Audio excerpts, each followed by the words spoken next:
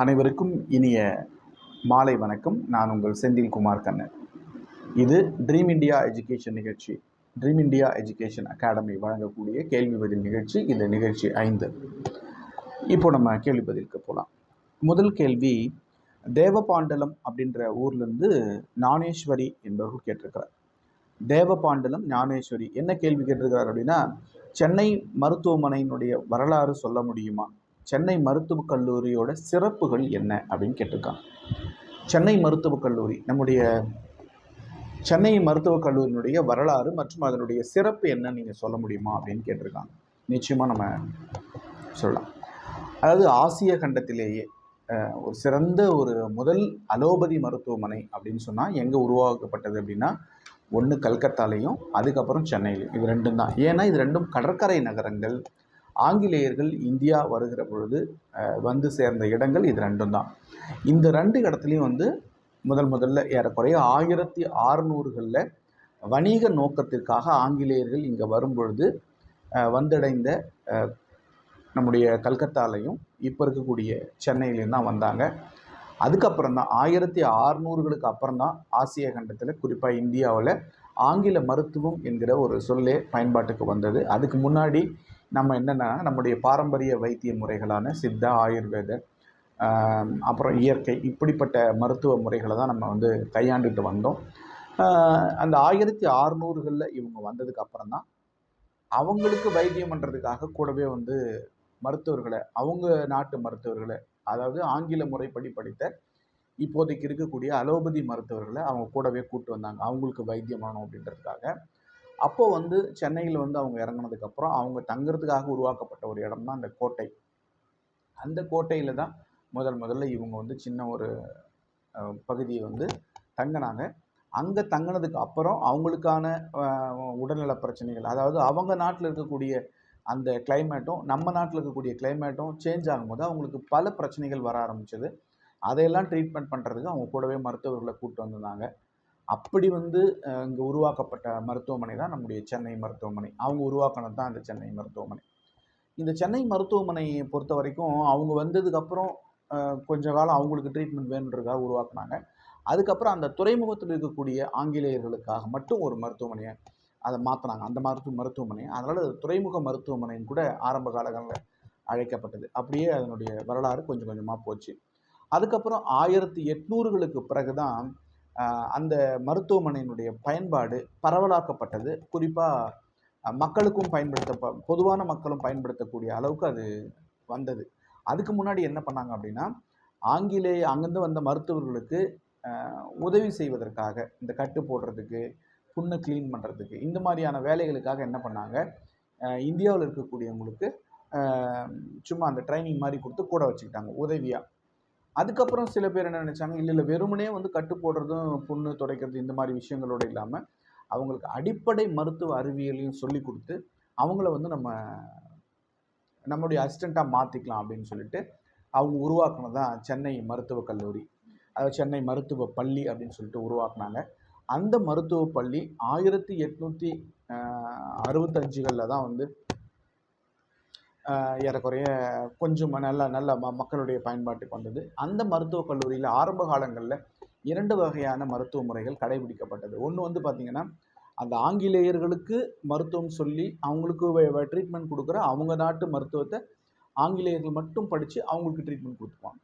அதிலேருந்து கொஞ்சம் குறைக்கப்பட்ட பாடத்திட்டங்கள், ரொம்ப சாதாரணமாக சின்ன சின்ன அடிப்படை உடற்கூறியல் அறிவியலை கற்றுக் கொடுத்து அவங்களுக்கு துணையாக இருக்கிற மாதிரி அசிஸ்டண்ட்டை மட்டும் உருவாக்குறது தான் இந்த இந்திய மக்களுக்கு, அதை நம்ம அங்கே துறைமுகத்தை சுற்றி இருக்கக்கூடிய மக்களுக்கு வைத்தியம் பண்ணுறதுக்காக சில மருத்துவ நிபுணர்களை உருவாக்குனாங்க. அப்படித்தான் வந்து இந்த மருத்துவமனை கொஞ்சம் கொஞ்சமாக டெவலப் ஆச்சு.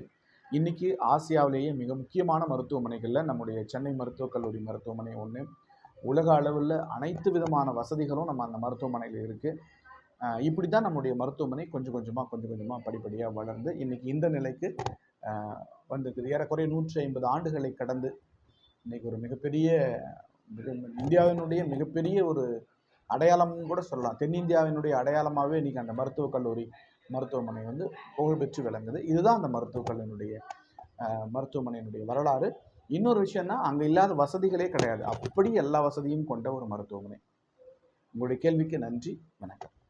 அடுத்த கேள்வி, இந்தியாவின் முதல் பெண் மருத்துவர் யார்? அவர் எங்கு படித்தார்? காவேரிப்பட்டணம் புனிதா என்கிற ஒருவர் கேட்டிருக்கிறார்.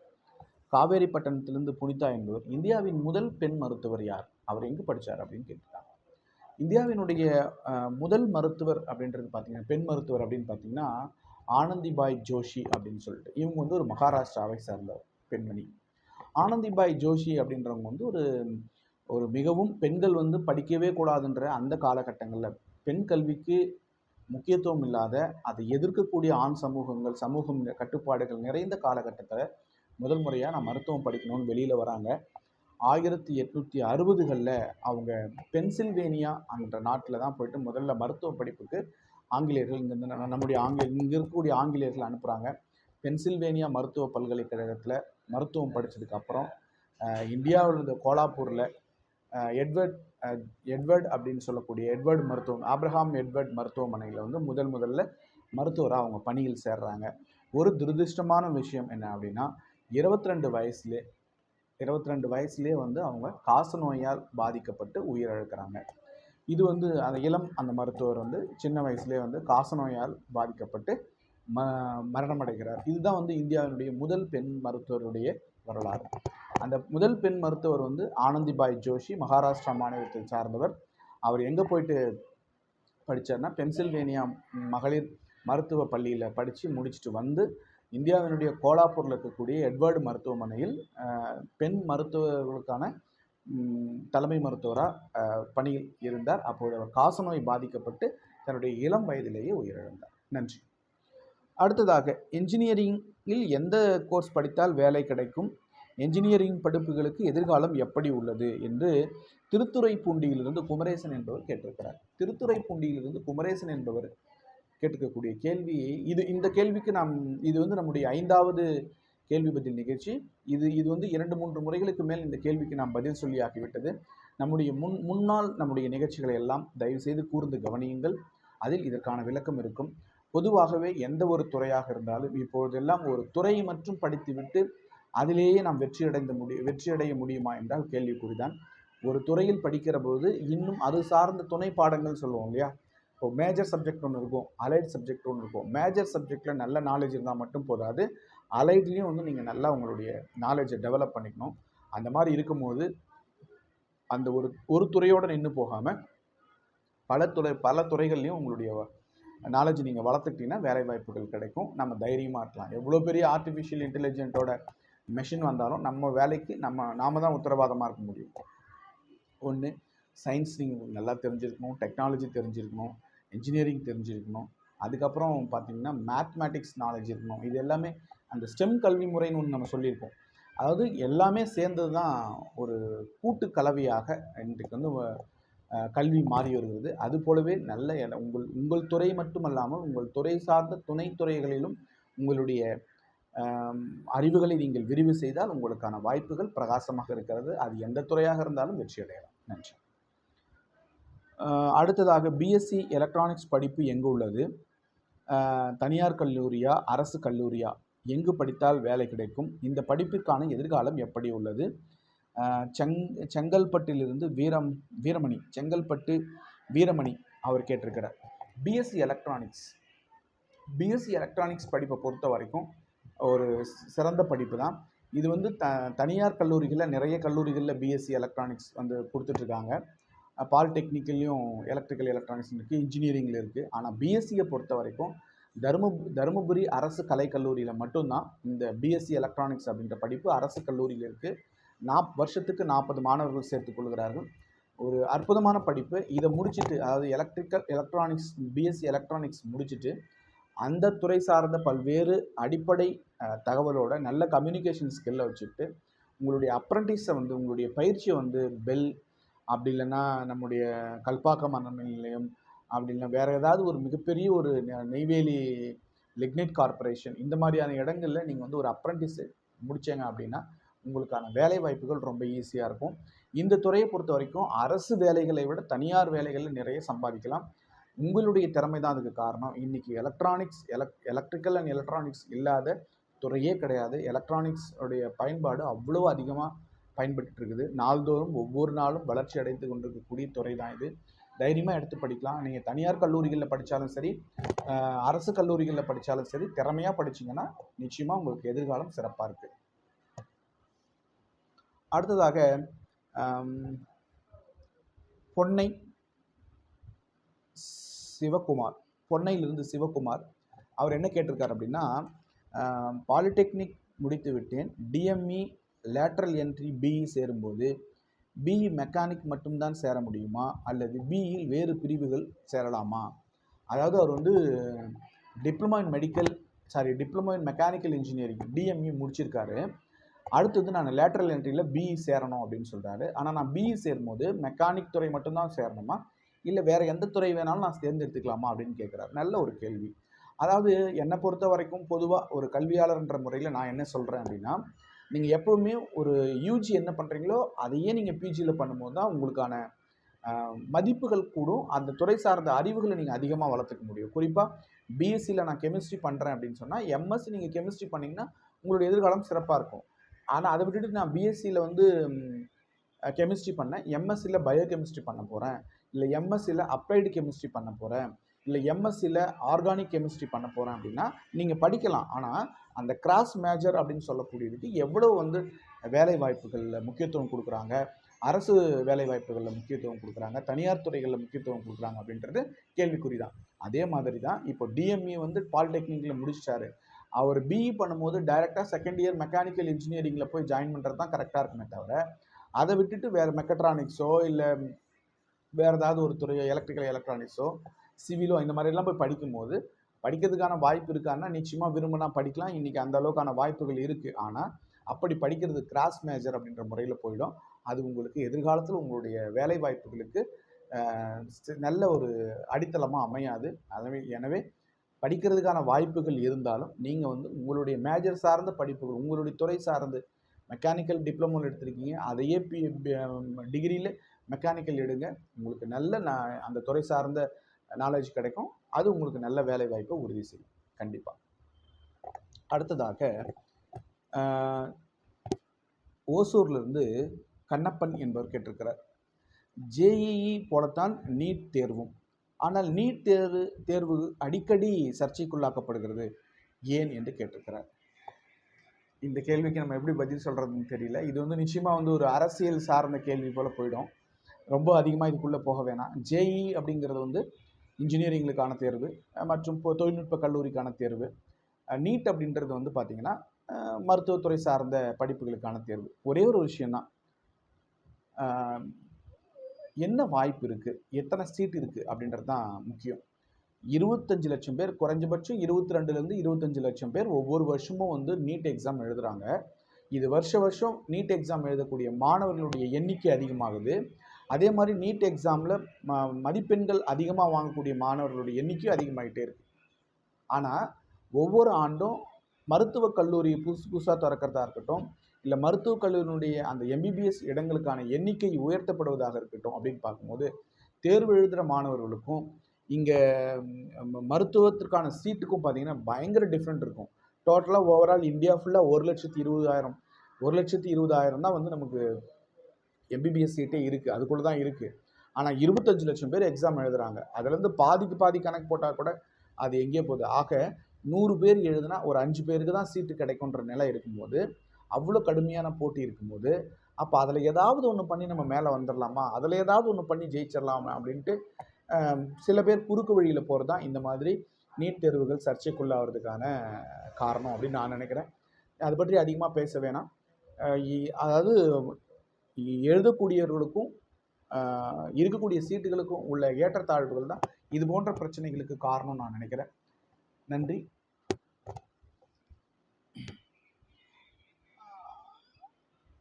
ஆனைமலையில் இருந்து கதிரேசன் என்பவர் கேட்டிருக்கிறார், டீம்டு யூனிவர்சிட்டி மற்றும் நார்மல் யூனிவர்சிட்டி இரண்டுக்குமான வித்தியாசம் என்ன? டீம்டு யூனிவர்சிட்டி நிகர்நிலை பல்கலைக்கழகத்திற்கும் சாதாரண பல்கலைக்கழகத்திற்குமான வித்தியாசம் என்ன அப்படின்னு கேட்குறாரு. நிகர்நிலை பல்கலைக்கழகம் என்பது தனியார் நிர்வகிக்கக்கூடியது.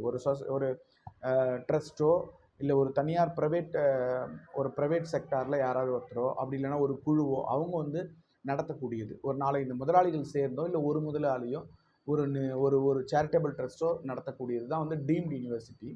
அது வந்து பார்த்திங்கன்னா முழுக்க முழுக்க டீம்டு யூனிவர்சிட்டின்னும் போது அவர்களுக்கான பாடத்திட்டங்கள், அவர்களுக்கான புது புது கல்விகள், பாடங்கள் அந்த மாதிரி எல்லாமே அவங்களே உருவாக்குவாங்க. அவங்களுக்கே ஒரு தேர்வுகள் நடத்திக்குவாங்க. அவங்களே மேக்ஸிமம் வந்து பார்த்திங்கன்னா எல்லாமே அவங்களுக்குள்ளாகவே இருக்கும். அது ஒரு டீம்டு யூனிவர்சிட்டி, தன்னாட்சி பல்கலைக்கழகம், நிகர்நிலை பல்கலைக்கழகம், தன்னாட்சி பல்கலைக்கழகம் சொல்லக்கூடியது எல்லாமே அவங்களுது. ஆனால் அதையும் வந்து பார்த்திங்கன்னா NAC அப்படின்ற அமைப்பு கவனிக்கும். NIRF அப்படின்ற national institute of relations and national institute relationship and framework அப்படின்னு சொல்லக்கூடிய NIRF அப்படின்ற ஒரு அமைப்பும் நிச்சயமாக வந்து அவங்களை கவனிக்கும். அப்படி வந்து கவனிக்கும் போது அந்த சட்டத்திட்டங்களுக்கு உட்பட்டு தான் அவங்களும் நடக்க முடியும். ஆனால் அங்கே வந்து கல்வி கட்டணங்கள் சாதாரண பல்கலைக்கழகத்தை விட கொஞ்சம் அதிகமாக இருக்கும். அதனால் வந்து அது நிகர்நிலை பல்கலைக்கழகம். இப்போ சாதா பல்கலைக்கழகம் என்பது வந்து அரசாங்கத்தால் நடத்தப்படக்கூடியது.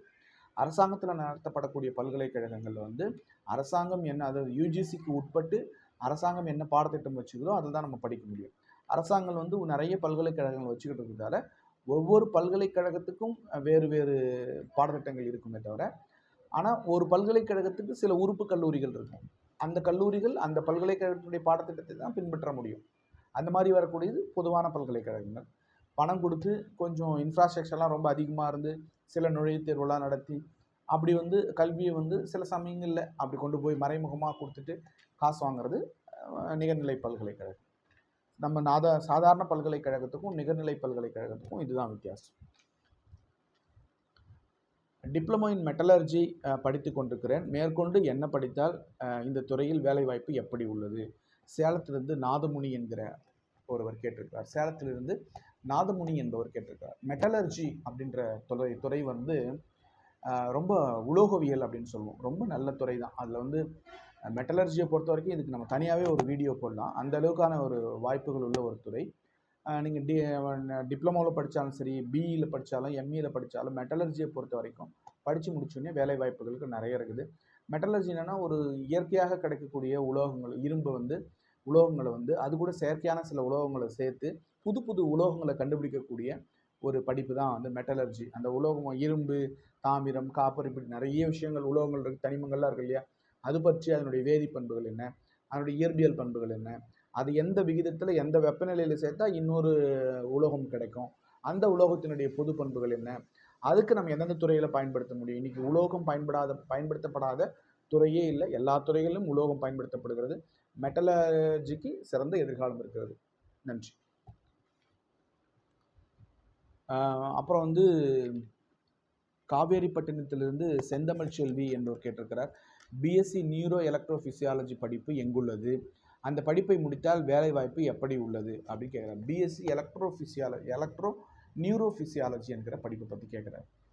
இது வந்து இப்போ சமீப காலத்தில் உருவாக்கப்பட்ட ஒரு துறை தான். அது என்னென்னா தமிழ்நாடு முழுக்க வந்து நம்ம மருத்துவக் கல்லூரிகளில், அப்புறம் தனியார் மருத்துவமனைகளில், பொது மருத்துவமனைகளில், ப்ரைவேட் கார்ப்பரேட் ஹாஸ்பிட்டல்கள்லாம் வந்து ஓரளவுக்கு நாலேஜாக இருக்கக்கூடிய டெக்னீஷியன்கள் கிடைக்க மாட்டாங்க அப்படின்னு சொல்லிட்டு ஏறக்குறைய ஒரு 10 ஆண்டுகளுக்குள்ளாக தமிழக அரசு, இந்திய அரசு எல்லாம் சேர்ந்து முடிவு பண்ணி துவங்கப்பட்டது தான் பிஎஸ்சி அலைடு ஹெல்த் சயின்ஸ் அப்படின்னு சொல்லக்கூடிய ப்ரோக்ராம்.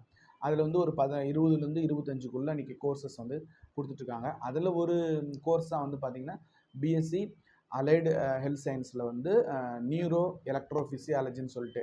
அந்த நியூரோ எலக்ட்ரோஃபிசியாலஜி வந்து பார்த்திங்கன்னா மூளை மற்றும் தண்டுவடம் சார்ந்த பாதிப்புகளுக்கு உள்ளான மருத்துவர்கள் இருக்காங்க இல்லையா, நரம்பியல் மருத்துவர்கள். அந்த நரம்பியல் மருத்துவர்கள்கிட்ட உதவி செய்வதற்காக அவர்கள் ஆப்ரேஷன் தியேட்டர்லேயோ இல்லை கவுன்சிலிங்லேயோ இல்லை கிளினிக்லேயோ இல்லை ஒரு பெரிய பெரிய கார்ப்பரேட் ஹாஸ்பிட்டல்லையோ மனநல மருத்துவமனைகளில் அவர்களுக்கு கீழாக அவர்களுக்கு உதவி புரியக்கூடிய தொழில்நுட்பம் தெரிந்த மருத்துவ பணியாளர் தான் இந்த நியூரோ எலக்ட்ரோஃபிசியாலஜி அப்படின்ற இந்த படிப்பு. இது முழுக்க முழுக்க அரசாங்க நிறுவனங்கள் பார்த்திங்கன்னா சென்னையில் வந்து மெட்ராஸ் மெடிக்கல் காலேஜில் ஒரு 10 சீட் இருக்குது, ஸ்டான்லி மெடிக்கல் காலேஜில் ஒரு 5 சீட் இருக்குது. அதை விட்டிங்கன்னா தஞ்சாவூர் மெடிக்கல் காலேஜில் ஒரு 5 சீட் இருக்குது. முழுக்க முழுக்க இது வந்து அரசு மருத்துவக் கல்லூரி மருத்துவமனைகள் அப்படின்னு பார்த்திங்கன்னா இந்த 3 இடங்களில் மட்டும்தான் இருக்குது. ஆனால் அது இல்லாமல் தனியாரில் மிகப்பெரிய கார்ப்பரேட் ஹாஸ்பிட்டல் எல்லாத்துலேயும் வந்து இந்த ஹாலிடே ஹெல்த் சயின்ஸ்க்கு கீழே இந்த கோர்ஸை கொண்டு வந்திருக்கிறாங்க. இன்னொரு விஷயம், தனியாரில் படிக்கும்போது நீங்கள் லட்சக்கணக்கில் செலவு பண்ண வேண்டியதாக இருக்கும். ஆனால் ப்ரைவேட்டில் கவர்மெண்ட்டில் படிக்கும்போது உங்களுக்கு வருஷத்துக்கு 3000 ரூபாய் மட்டும்தான் அரசாங்கம் நிர்ணயித்துள்ள கட்டணம். ஆகவே நிச்சயமான நல்ல எதிர்காலம் இருக்குது. ஆனால் நீங்கள் எல்லா இடங்கள்லையும் போய் வேலை செய்ய முடியாது. ஒரு ஜென்ரல் ஃபிசிஷியன் அசிஸ்டன்ட் எடுத்துக்கிட்டீங்க, ஒரு நர்சிங் எடுத்துக்கிட்டீங்க, ஒரு ஃபார்மசி எடுத்துக்கிட்டிங்கன்னா எல்லா மருத்துவமனைகளும் நீங்கள் வேலை செய்யலாம். ஆனால் இந்த எலக்ட்ரோ நியூரோ ஃபிசியாலஜின்ற இந்த ஒரு படிப்பை நீங்கள் தேர்ந்தெடுத்தீங்க அப்படின்னு சொன்னால் மூளை மற்றும் தண்டுவடம் சார்ந்த மருத்துவர்கள்ட்ட மட்டும்தான் நீங்கள் பணிபுரிய முடியும். அது சார்ந்த இடங்களில் மட்டும்தான் பணிபுரிய முடியும். இது ஒன்று தான் மைனஸ். மற்றபடி அதுவும் நல்ல படிப்பு தான். நன்றி. நாமக்கல் கால்நடை மருத்துவக் கல்லூரி படிக்க வேண்டும் என்பது எனது ஆசை. அங்கு எப்படி சேர வேண்டும், அந்த கல்லூரியில் சிறப்புகள் என்ன என்று திசையன் விலை அங்கிருந்து கென்னடி என்பவர் கேட்டிருக்கிறார். திசையன் விலையிலிருந்து கென்னடி என்பவர் நாமக்கல் மருத்துவமனை, நாமக்கல் அரசு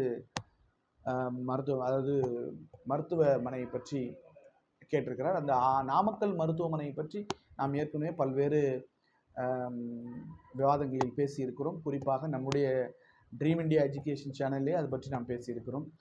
நாமக்கல் மருத்துவமனையினுடைய சிறப்புகளை, கால்நடை மருத்துவமனையினுடைய சிறப்புகளை, கோழி வளர்ப்புக்காகவே முக்கியமாக உருவாக்கப்பட்ட அந்த மருத்துவமனையுடைய சிறப்புகளை நாம் சொல்லியிருக்கிறோம். நம்முடைய சேனலை சப்ஸ்கிரைப் செய்து நீங்கள் அதை பார்த்து தெரிந்து கொள்ளுங்கள். தொடர்ந்து உங்களுடைய கேள்விகளுக்கு பதில் சொல்ல காத்திருக்கிறேன். உங்கள் கேள்விகளை ஃபேஸ்புக், யூடியூப் மற்றும் வாட்ஸ்அப் போன்ற பல்வேறு இணையதளங்கள் வாயிலாக கேட்டுக்கொண்டிருக்கக்கூடிய அனைவருக்கும் என்னுடைய பணிவான நன்றிகள். முழுக்க மாணவர்களுக்கு பயன்படக்கூடிய மற்றும் பள்ளி கல்லூரி மாணவர்களுக்கு தேவையான தகவல்களை மட்டும் கேட்க வேண்டும் என்பது என்னுடைய வேண்டுகோள். அரசியல் சார்ந்தோ மற்ற பொது விஷயங்கள் சார்ந்தோ இந்த குழுவில், இந்த சேனலில் நாம் விவாதிக்க முடியாது. முழுக்க கல்வி மற்றும் மாணவ சமுதாயத்தினுடைய வளர்ச்சிக்காக தொடர்ந்து ட்ரீம் இண்டியா எஜுகேஷன் என்கிற அகாடமி செயல்படும். அது சார்ந்த கேள்விகளை நீங்கள் நம்முடைய குழுவில் வைக்க வேண்டும் என்று கேட்டுக்கொள்கிறேன். நன்றி, வணக்கம்.